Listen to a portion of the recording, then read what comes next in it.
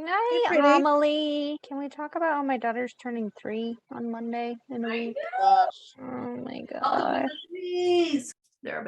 Don't say that word. What is happening? I'm down there, like getting Jesse's jammies on. I'm like, where did she go? She's just She's hanging with us. She's Amelie, hanging with what did you ask Santa for? Ariel. Oh, what else? Aw. What else did you ask Santa for? Papa Chopping car. Oh my God, her little voice. Do you think Santa's gonna bring it? Oh my God, You better watch out. You better not cry. We have a Santa cam, and Ari said not to the being camera, out. I don't like being on camera. Mommy, do we have an elf that watches us? Say, snitches get stitches, right? Snitches get fit. Oh. Hello and welcome to Table for Five with no reservations. Take a seat at the table for a fresh, sweet, salty, tart, and pleasantly bitter conversation. Thank you for taking a seat at the table. Tonight we have a fun Q&A episode. Questions that people submitted to us and we are going to answer them. We will list their names. Some are going to be anonymous. And tonight I have Jen Dunn, Hello. Rachel Flanagan, Hey everyone. Kim McIsaac, Hi there. Jamie Ramos, Hello. and I'm Tabitha Cabrera. And we are going to start with a question from Carrie Cariello. She was recently on our Storytellers episode. You can find the links to her page there. Her question is, what do you want the world to know about your child? I want the world to know that my daughter, Celie Flanagan, has a lot of awesome packed into this tiny little person. And she's trying to figure out how to be that source of power and excellence and razzle dazzle and like malarkey all at once in this world. She's super cool. She's super affected by a lot of things that make every day hard. And we're just two girls doing the best we can. And we've got her dad alongside us. I want the world to hear about her. Love it. What about you, Kim? I would want the world to know that my daughter's just a girl. She's just a girl like any other daughter who has good times and has hard times. She laughs. She is funny. She lifts you up. She's sweet. She's just like anybody else, except in her world, it's harder to do the things that everybody does in this world with ease. So there's a lot of anxieties that come along with stuff. There's a lot of difficulties, sensory overloads, confusion that makes her navigating this world really difficult. But underneath it all, she's just a girl. Love You it. know. Jamie, what do you want the world to know? I want the world to know that my son Jesse is very sweet and funny and that he does struggle. I think one of our biggest problems is that there's a perception because he's so quiet, and I get this a lot, and he doesn't look autistic, which makes no sense to me, but that he is trying really hard to wherever he's at and do whatever he's doing. And he's a very sweet and loving kid. And then in other ways, he's just trying to figure it out, I guess. I don't know. What about you, Jen? I think like everyone, I just want people to know how amazing my daughter is, how joyful and funny. She's so funny. She is. Funny. And just that, like Kimmy said, like Jamie said, like Rachel said, there's just so much anxiety that gives, I think, a different perception of her, because so often she's bound in that anxiety. But underneath it all, like Kim said, she's just a girl. She's just a funny little girl. Sassy. And she can sing, and she's sassy, and she's a beautiful voice, and she's just very theatrical, and I wish people could see that side of her. We see it. Yeah, we do. Seeing it. I would say I want the world to know about my kids that you have to come to them. You have to Yes. meet them in their space. Take the time to get a little closer, to get a little patience, meet them at their level. And if you watch, you'll see some incredible things happening in that space. Yeah. It takes effort, it takes patience and understanding, and we want you there. We want you to be part of that. So that's what I would say about what I want the world to know about them. They're both beautiful, amazing, spirited children, and there is a particular magic that they hold that others don't have, and we are lucky to have that opportunity to see it and be there. I So love that. Thank you, Carrie. that was great. The next one is from Billy Flanagan from the Flanaville. Boop, boop. What do you think is Our biggest fan. what is the best advice you've received about raising kids with special needs? And I just want to preface with, we know that some people don't like the term special needs. We're not getting into that in this episode. It will be in future episodes, so stay tuned. Stay tuned. Don't give up hope. Oh, I I love And it that. was from the lady I threw out of my house, the first woman that ever said autism. I threw her out. Told her never to come back to my house again. But she said, do not give up on your hopes and dreams for her. Mm, This doesn't change them, it just alters them. Do not give up hope. I love that. Thank you, Christine. I hope you. I thought her name was Yeah. Christine, but I didn't want Her to name name was her Christine. Yeah. Threw Nina her right or out, something. right out the front door.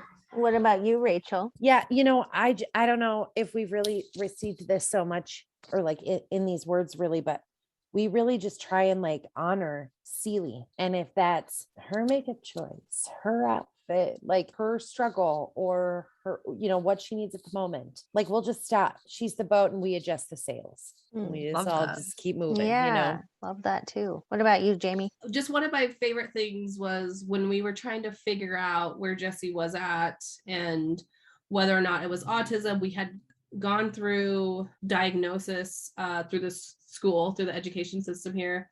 And they basically told us that he was borderline, and the people that evaluated him did not think it was autism at that time. But then he had gone into preschool and his special ed teacher said something to me. She's the one who just came out and said to me, oh, this is clearly autism. And she's like, and this is how he does things, and that's okay.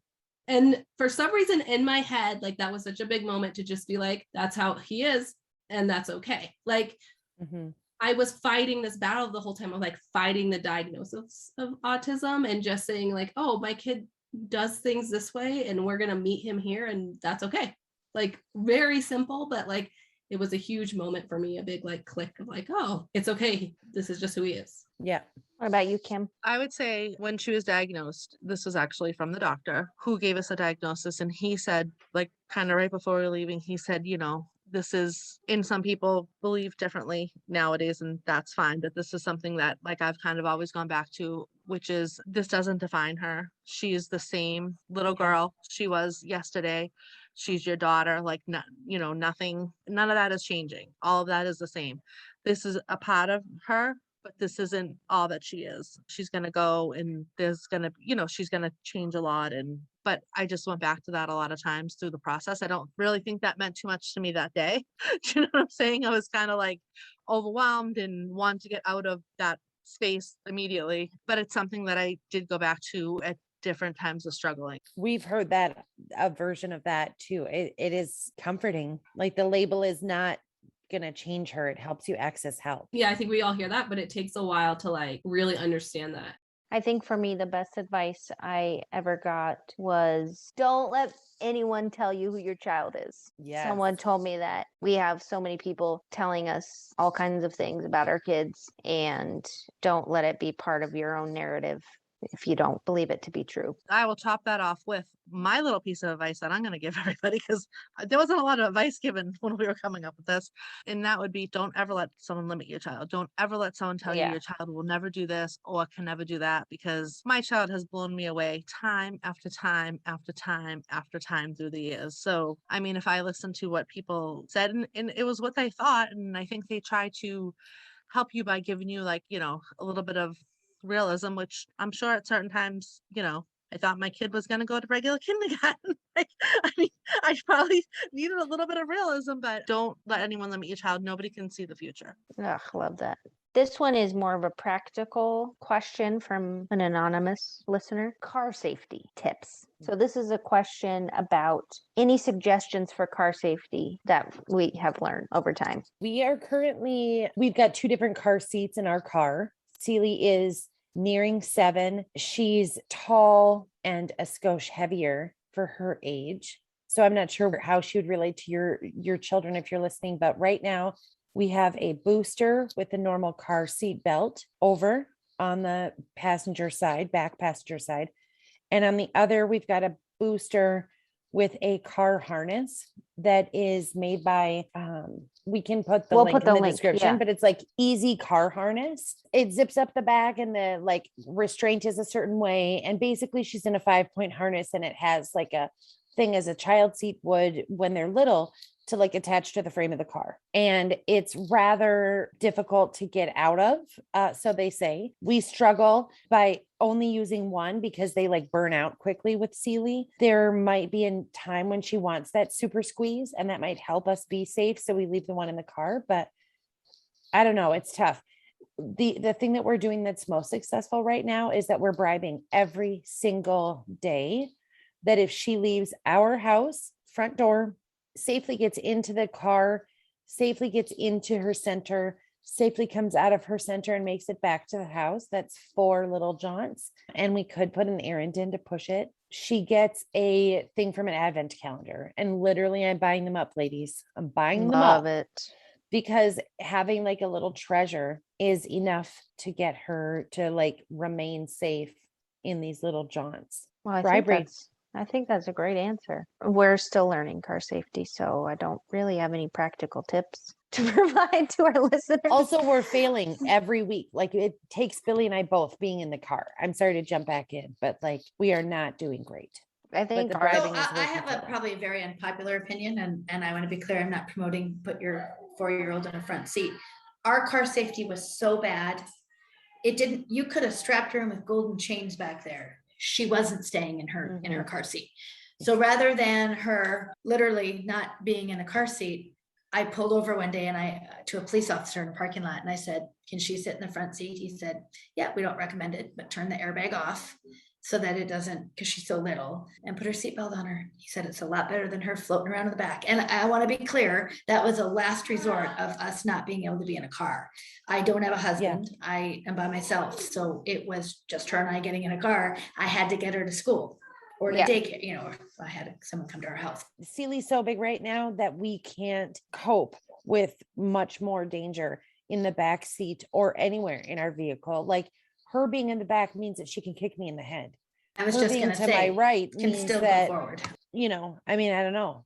Like we're close. It's Well, tough stuff. Like Jen said, if you get to that place where you need to resort to that, just turn off that front airbag, because I've had a friend whose kid was hit in the face with the airbag and it's damaged. That's what the police officer said. He said, turn off the airbag. She's too little to, turn it off. And he said, we Seen that, of course don't recommend it, but it's not here. It's not legal here. It's, yeah. So I know this person's probably asking about things like that, like your kids getting out of car seats and stuff, but I just like to always put this out there for people. Like I'm big on like, if you get in an accident, I have a folder in my car that's in the front pocket in front of my child that tells information to the police officers. Like my kid won't communicate with you most likely. This is who you can contact. These are things he likes. If you need to keep him engaged, he may run off. This is his doctor. I have all that information in my car. If there's an emergency, we get in a car crash and I or my husband are incapacitated, the emergency people can see that right away. And I have like a giant like sticker thing. Like that's so smart, Jamie. That is smart. I have never a heard of that sticker, but I've before. never done It's that. amazing. That laminator one. I love that. Yeah, that's and then fantastic. also so these are not car seat people will tell you these are not safe or whatever, because they're not everything you're supposed to put on a car seat has to come with the car seat or whatever. But like the strap on, like the seatbelt covers, what are those called? Yeah, Oh, they're like yeah. a Velcro-y cover. Yeah, a seatbelt cover that has Yeah. my son's name and his diagnosis on it. Yeah, it's not ideal because they say not to do that. But in that situation, what's more important to me, if we're in an accident, it's more important to me that they know that my child might run off or my child might not, Absolutely. might scream at them or freak out. Like even if I'm pulled over and my son is screaming at them, I want them just to be able to look and be like, oh, this child's autistic. This is why this is happening. Yeah, and a lot of our kids lose language in like stressful situations. Yeah. Like even if they are verbal, their language disappears when it's like in a high stress. And as my son gets older and bigger, I will always have that on his seatbelt strap. Yes. Right now it's on a car seat, but I will always have it on a seatbelt. Yeah, that's great. We have that as a Amazing. part of that as a sticker. Yes. And we have it on our house too. These are great tips. I'm gonna do that laminated sheet though. Never Yeah. even thought of that. JL Marshall Publishing should put one together. Okay, this is from Renee over at Life with Opal. She, yes, asked, what is the one thing you remember from your child's diagnosis day? How about you, Kim? I think I talked about this on another episode, but I remember just sitting there because I was told by many professionals that my daughter couldn't possibly have autism because she was so social and she was so happy. In what I had read about autism, I couldn't possibly wrap my head around that. That wasn't my daughter at all, from what the description was at the time. So when I went there, I don't know what I thought they were going to say, but that's not what I thought it was going to be.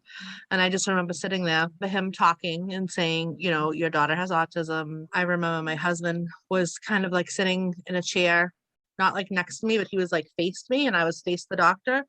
And I just remember like tears were pouring down my face. My husband was like stone cold, like no expression, no emotion. And I couldn't look at him because then I don't think I would have been able to like even pull myself together. I pretty much just remember that one thing that I had said earlier that the doctor said. I didn't really remember much else. You know, they were sending all the recommendations to early intervention. She was still under 3.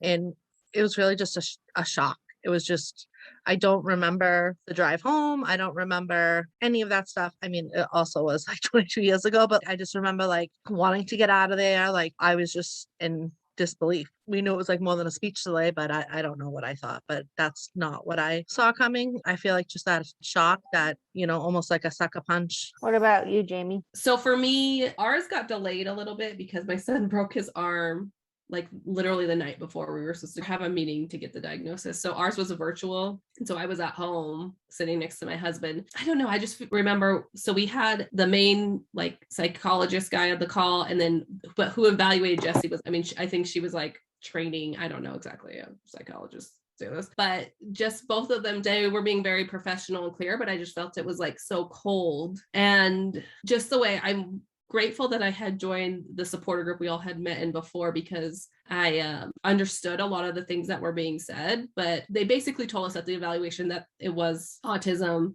but they had to like finalize all the numbers and everything and let us know. So the severity and then also like the accompanying diagnosis, I was not prepared for. So I was just very taken back, and I even like tried to ask some questions, and then I just felt like overall it was very cold. I didn't get anything like Kimmy got, like, this is still your child. I got, this is autism. We recommend ABA. And I asked, I was like, well, do I follow up with you guys or anything? And there was like a big nope, unless you need something from us. Yeah. And, then I went to see Little Women with my brother and sister. I cried the whole movie, even the non-sad parts. So that's such a cry movie too. What about you, Rachel? You know, when C got diagnosed with autism, we were like, oh, we didn't know that, you know, I've said this before, that it's like that constellation of quirks and idiosyncrasies was autism. Like those were her markers on the spectrum, many of the things that we wondered about her. And I felt very much like, oh, cool. Now there's something I can look up, and maybe there's people that are going through this thing, and then I can like figure out what's going on here. I was not stunned, but I will say that when her mental health diagnosis started like stacking up and then changing, God, there was like this guilt deep, deep, deep within me that I could not identify these parts of my daughter or didn't see them there. And like, you know, when they diagnosed her with anxiety and depression, they were close together, but separate diagnosis times, you know, a couple weeks or whatever. And I felt very much like them describing this as a veil over her, like, you know, a veil that you'd look through to see her actions of her life, or her choices, or her struggle, or her strengths, like Holy Christmas. I mean, just to describe it that way. And then when depression fell off and she was diagnosed with bipolar, I just like, good Lord, knowledge is power. When you know better, you do better. We're learning. But the sort of like, you can't help her, you need to build a team to help yourself. Really, like there are just some defining moments about like discovering more about my daughter that it really hit us. You know, it's hard. I think for me, when Nixon got his final formal medical diagnosis, so many words, we got an at-risk diagnosis first. And then, you know, months later, I didn't expect them to give us an autism diagnosis. That sounds stupid, but I didn't. I thought it was going to stay at risk, you know, in the at-risk category. And I remember like so many details about that room, about him, about what I was wearing, the feeling of the air conditioning blowing on me, just like vivid memories of that. I have no idea what that lady said to me after she said those words. No idea. I do not know what she said to me. I know she handed me some paperwork. I remember feeling like Kim, where I just was like suffocating in the room. Like, I need to get out of here. I can't listen to what you're saying to me right now. Give me whatever you need to give me. I want to get out of here. And then for my daughter, on her diagnosis day, I remember taking a breath and knowing that this possibly is what was coming, and the sun shining on her face, and taking her in and walking in there by myself, both times feeling hopeful that they wouldn't be telling us that, which I don't think many people talk about. It's not that like I'm ashamed of my children's being or who they are. It was the fear of not knowing. We knew more with Nora than we did with Nixon, but you still carry this like feeling that it might not be, because you don't want your kids to struggle. I think you go to the doctor like to see if this leg is broken. You go to the doctor to see if this backache is a thing. You go to the doctor to see if this speech thing is maybe possibly like, when you go to the doctor for a diagnosis of anything or an assessment of anything, it's still like a possibility, like a moment of possibility. Like, that's why you're on the quest, right? And it's speculative, it's based on their observations of your child. And I think I was ashamed for feeling that way too. I felt a little ashamed, like, what kind of mother feels that way about a piece of who their children are, but these are complicated feelings, at the time it was coming in waves. I think as I look back now, like there's definitely some it's one of those life-changing when things slow down. They just slow down, and you can feel certain things and you can't comprehend other things. It's very crazy experience, and I think that happens in a lot of circumstances in life. Like you, Tabitha, I remember certain things about the day. I went in knowing she had autism just because it was just glaringly apparent at this point. She was 2.5. She had 0 words. I had a whole bunch of my friends and we were pregnant at the same time. So you get all our baby, and it just became apparent. And Kaya's dad had 4 children. And so he had been saying since she was 6 months old, she should really take her to the doctor, which pissed me off, right? So I knew I had done every single online night test in the middle of the night, tried to fudge those answers as much as I could, but enough red flags came up every time. Somewhat. Yeah. Sometimes. And Kaya being a girl, they weren't sure actually when she was diagnosed. It was that the psychologist, Kaya was the last patient that she diagnosed before she retired. And she just kept saying, well, early intervention doesn't hurt her anyway. So, we'll see later on down the road. But so they went ahead and gave me that diagnosis. I'm going to be clear. There's no question my daughter has autism, but she was a girl. She actually didn't have any of the glaring red flags when they did the ADOS or whatever. Yeah. The only thing that really stuck out is she didn't know how to appropriately play with the spoon. And I remember screaming in my head, spoon, like it just mix in a mixing bowl. So that sticks out. I remember the 2 chairs side by side. I remember the chairs, they were white chairs with no sides, just like white chairs. Yes. I remember the room she went in for with the SLP. It was really small. I remember I felt like we were in a closet. And I remember getting in the car. My best friend Barbie came they brought us back a second day, actually. They didn't even do it the first day. They brought us back a second day because they really just weren't sure. Anyway, long story short, we leave. We went to a restaurant. We were seated in the far back. The waitress came and I ordered a drink and I said, and just keep them coming. And we sat there for 3 hours. I didn't even finish one drink, and her and I didn't say a word, not a word. And I sobbed for 3 hours. Not a word was spoken at the table. I didn't want to talk. You know how I get. I didn't even finish my drink. We left. She drove me home, and that was it. I actually know that's not true. I went back to work in the afternoon after that. I remember that day, bits and pieces of it vividly. I don't remember the drive out of the parking lot to the restaurant. Like I remember pulling up. I remember, like you, Tabitha, I felt a shame in myself for feeling the way I felt. I was very scared to tell Kaya's dad. not scared. I didn't, not that he would love her any less or anything, but he had 4 neurotypical children. And then our child has autism. So that was a really strange feeling. And I felt a lot of guilt for feeling that way. Yeah. Because I felt like it was sort of a betrayal, like on my part. I felt really bad about it. But it was just, again, the unknown of all of it. I didn't know anything about autism. It's my long drawn out answer. No, I like that. I think that like there's so many things that when we talk about the isolation, I think there's so many things about the feelings that make you feel isolated. Like you don't want to talk about these things because you don't want to feel a certain way about what's happening with your children. You just want to be this conqueror of all things, this mother, this embracer. And I think it's unfair to ourselves that we don't openly speak about some of these feelings that come naturally, and we shouldn't be ashamed about it. We shouldn't be ashamed about it. So, and I'm gonna say I was freaking devastated, absolutely heartbroken. Of course, I was 22 years old, so I was very young. It's hard. It's a hard thing to wrap your head around. I think the whole thing in general, because it's so unknown, right? Mhm. So you don't. That's it. Nobody knows the future. I get that. Yeah. But, and it does come off condescending. It's just a different worry. A typical child will, kind of the typical path. You go to college, you get married, you do all those things. I can only speak for my daughter. My daughter will live with me for the rest of every breathing moment of my life. And I would not have it any other way. I want to be clear. I'm not upset about that. It's the worry about after.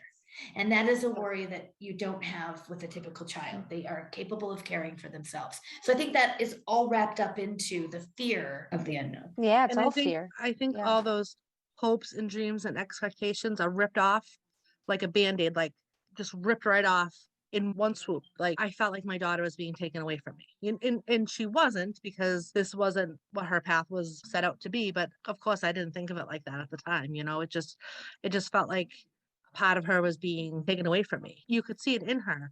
You could see it in her eyes. You could see it in her not being aware of her surroundings. Like it physically seemed like that was actually happening, on top of emotionally it was happening to me as it was happening to her. So that's a lot for anyone to process. I think of what Celie has to go through in dealing with all this stuff. Yes.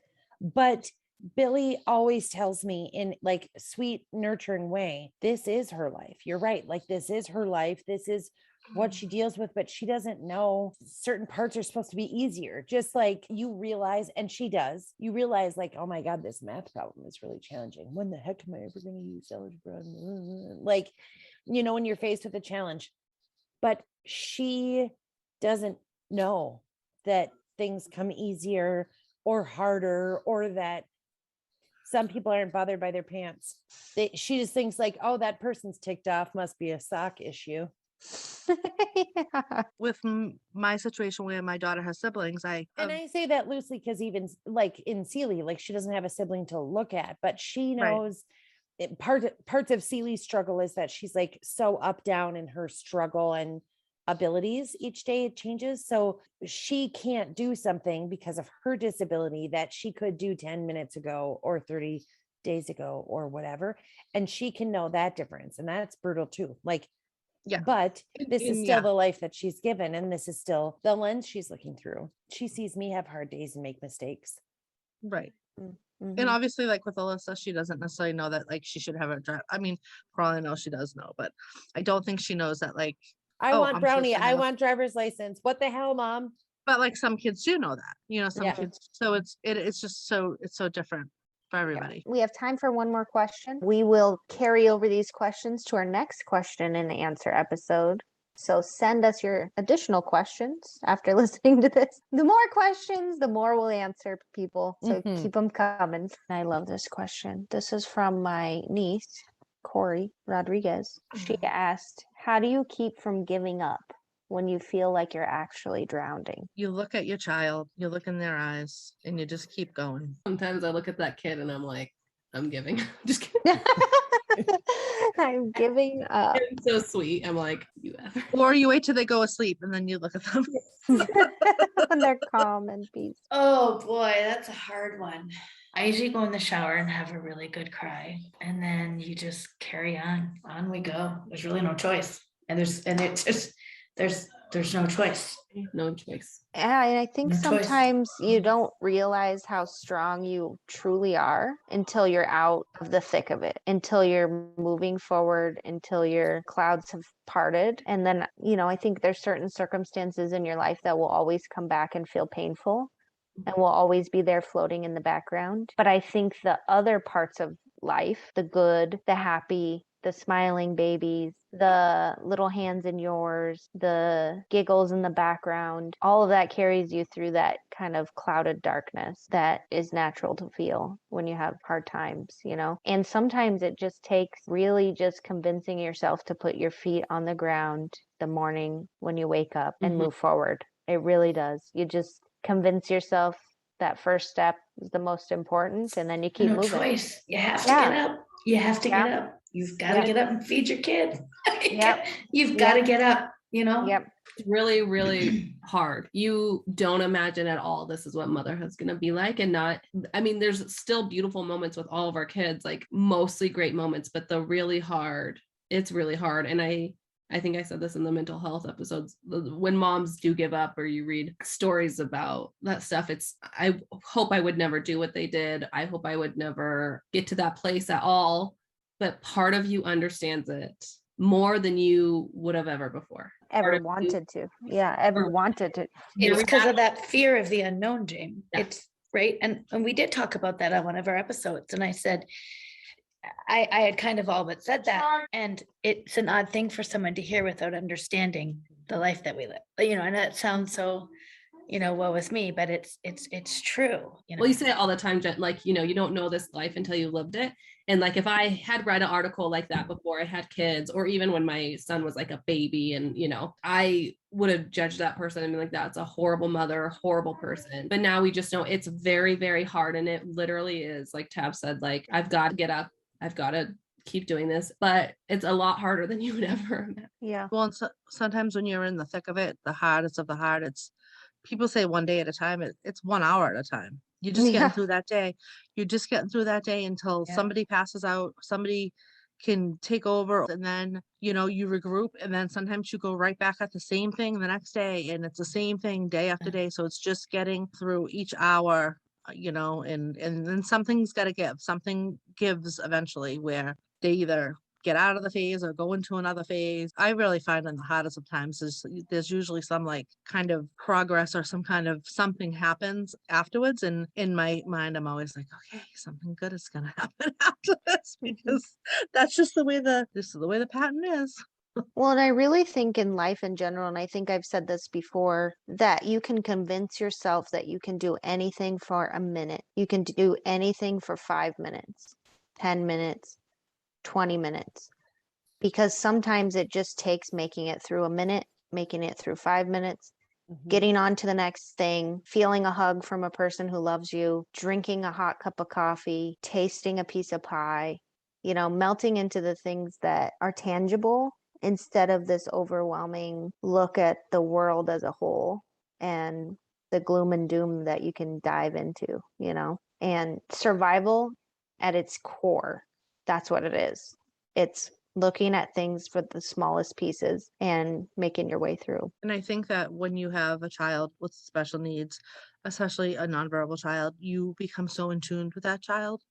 So it's like you are almost feeling what they feel. So at the end of the day, even though it sucks for you and it's hard for you and it's hard for other people in the house and it's frustrating, and sometimes you just don't want to deal with it. You just don't want to deal with it. But at the end of the day, it's not about that. It's about what that child is going through, and their bodies going through havoc, and if they're self-harming or they're hurting themselves, and that's usually when it's the worst of the worst. Those are the type of things that are happening. Your heart is breaking for them. So you just look at it very differently. Or like somebody from the outside says something really stupid, and then you like have to defend your child.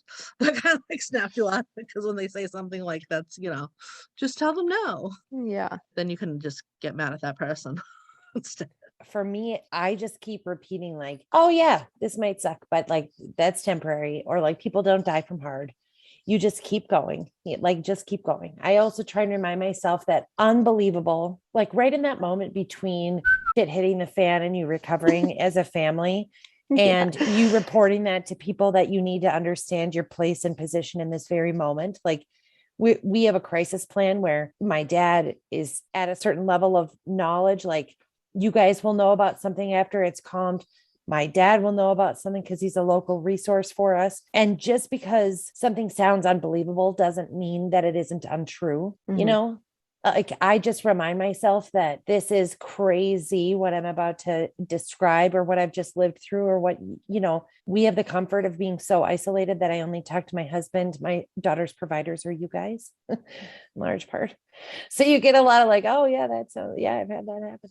But then when you bring it to real, that like the rest of the world that continues, again, just because it's unbelievable doesn't mean that it didn't happen or that it's untrue. Like I just tell myself all these things. Lately, I feel like to Kim's point, I've been telling myself that there's progress someplace. For us, we don't have that right now, the simplicity of like behavior and then behavior progress, because it's just like all these different lines, right? But there is progress someplace. I was just going to say too, like for me, something that helps me always keep going is that all those feelings for me come from the same place, like all the joy and all that, but all the hard and wanting to give up comes from a place of love. Like, Yeah.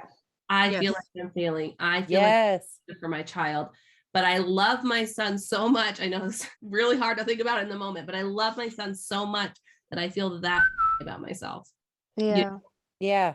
So remembering that it's like, I'm doing this because I know I'm the best thing for him. And I know that, and you have to remind yourself that you love them so much that you're going to keep going. Mm. Oh, Thanks, well, Corey. Corey, you're the best. Love you so much. That was our question and answer episode. I loved it. If you ever have a question for us, feel free to send it over to our Gmail. It's at tablefor5podcast@gmail.com. Message us on Facebook, Instagram, wherever you like. We love answering your questions, and this has been so fun. And if you're listening to this when it comes out and you celebrate it, Merry Christmas. yeah, Merry Christmas. happy Ho, ho, ho. holidays. Happy holidays. All the jingles. Happy Hanukkah, winter solstice, Kwanzaa, whatever holiday you have, we send you a happy Celebration. Good tidings. celebration. Good We tidings. celebrate with you. And we are with you if you're going into the middle of the storm, because this is usually the time. Yeah. 5 days, right? Well, we will check everyone next time for our year end wrap up of 2021. Bye. Bye. Thank you for joining us at the table for our Q&A episode. If you are enjoying the podcast and where you're listening allows, we would appreciate if you could rate and review us. You can also leave a review on our Facebook page. Make sure to follow us on Facebook and Instagram. If you'd like to contact us, you can email us at tablefor5podcast@gmail.com. We have new episodes every Monday. Make sure to join us next week as we wrap up 2021. We'll see you there. Bye.